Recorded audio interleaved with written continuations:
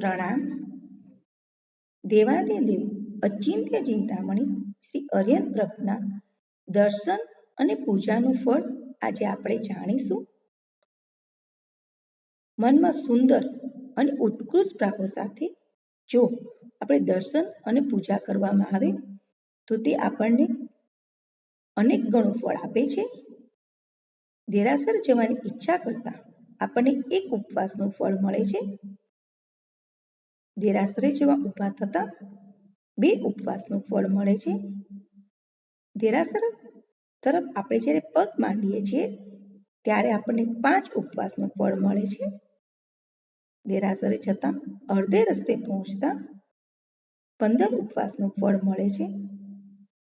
જ્યારે આપણે દેરાસરના દૂરથી દર્શન કરીએ છીએ, ધજાને જોઈ અને નમો જીણાનામ કરીએ છીએ ત્યારે આપણને 30 ઉપવાસના ફળ મળે છે. દેરાસર પાસે આવતા આપણને 5 માસના ઉપવાસનું ફળ મળે છે. જ્યારે આપણે દેરાસરના ગબારા પાસે પહોંચીએ છીએ ત્યારે આપણને 1 વર્ષના ઉપવાસનું ફળ મળે છે. જ્યારે આપણે એકદમ ભાવ સાથે પ્રભુજીને 3 પ્રદક્ષિણા આપીએ છીએ ત્યારે 100 વર્ષના ઉપવાસનું ફળ મળે છે.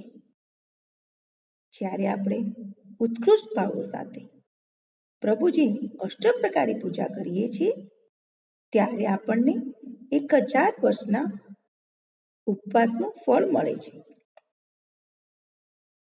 અને જ્યારે આપણે પ્રભુજીની સુગંધી પુષ્પથી એકદમ ભાવ સાથે આપણા હાથેથી ગૂંથેલી માળા પહેરાવીએ તો 1,00,000 વર્ષના ઉપવાસનું ફળ મળે છે. આ દરેક ફળ આપણને ક્યારે મળે? જ્યારે આપણા મનમાં ઉત્કૃષ્ટ સુંદર ભાવો હોય તો આપણને આ પ્રમાણે ફળ મળે છે.